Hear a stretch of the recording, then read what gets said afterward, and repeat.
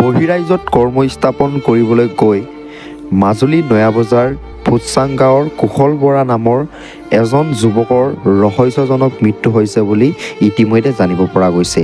আচলতে তেখেতে কৰ্মসূত্ৰে হায়দৰাবাদলৈ বুলি তাতেই কাম কৰি আছিল আৰু যুৱকজনৰ মৃত্যু হৈছে বুলি ইতিমধ্যে জানিব পৰা গৈছে। এইটো যে কাহিনী জানিবলৈ আপোনালোকে মূৰৰ পৰা শেষলৈকে ভিডিঅ'টো চাওক, তেতিয়া সকলো কথা এইটো যে কৈ বুজি পাব। গতিকেলৈ অলপো পলম নকৰাকৈ ভিডিঅ'টো আৰম্ভ কৰোঁ। মোৰ ভাইটি শ্ৰী কুশল বৰা কৰ্মৰতভাৱে হায়দৰাবাদত আছিলেগৈ। যোৱা আজি 3 ডিচেম্বৰ তাৰিখে তেওঁৰ মৃত্যু ৰহস্যজনক এক মৃত্যু হৈছে আৰু তেওঁ নশ্বৰ দেহ এতিয়ালৈকে আমাৰ জন্মভূমিত আহি পোৱাহি নাই। মই অসমৰ মুখ্যমন্ত্ৰী হিমন্ত বিশ্ব শৰ্মা ডাঙৰীয়া আৰু মাজুলীৰ বিধায়ক তেওঁক কাতৰভাৱে অনুৰোধ জনাইছোঁ যে তেওঁ মৃতদেহটো নশ্বৰ দেহটো আহি আমাৰ ঘৰত যেন ৰখাইহি তাৰে কামনা কৰিছোঁ। কি নাম আছিলে? কুশল বৰা। কিমান দিন হ'ল ইয়াৰ পৰা যোৱা? আজি 4 মাহমান হৈছে। তেওঁ কৰ্মৰত অৱস্থাত তাতে আছিলে। ৰহস্যজনকভাৱে মৃত্যু হৈছে।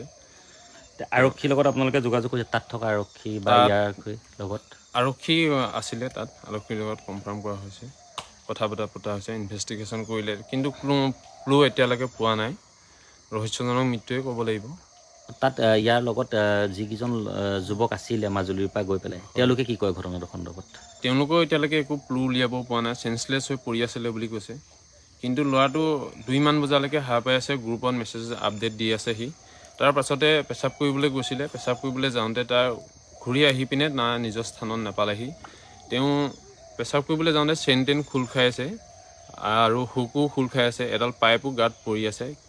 কেনেকৈ ধৰণৰ কি মৃত্যু হৈছে আমি এতিয়ালৈকে গম পোৱা নাই।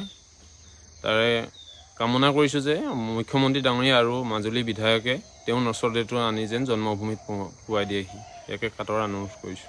মই পুনৰবাৰ মাজুলী নিউজৰ দৰ্শকসকলক দেখুৱাইছোঁ, এনেধৰণেই অতি দুখীয়া পৰিয়ালৰ বুলি ক'ব লাগিব। আৰু এনেধৰণেই দুখীয়া পৰিয়ালৰ যিসকল যুৱক, সেই যুৱকসকল আচলতে বহিৰাজ্যলৈ কৰ্মসংস্থাপন বিচাৰি ওলাই যায় এনেধৰণেই। আৰু এই যিজন যুৱক আছিলে, যুৱকজনো যোৱা 6 মাহৰ আগত মাজুলীৰ পৰা ওলাই গৈছিলে কৰ্মসংস্থাপন বিচাৰি, কিন্তু শেষত তেখেতৰ নশ্বৰ দেহে মাজুলীলৈ ঘূৰি আহিব। আৰু এনেধৰণেই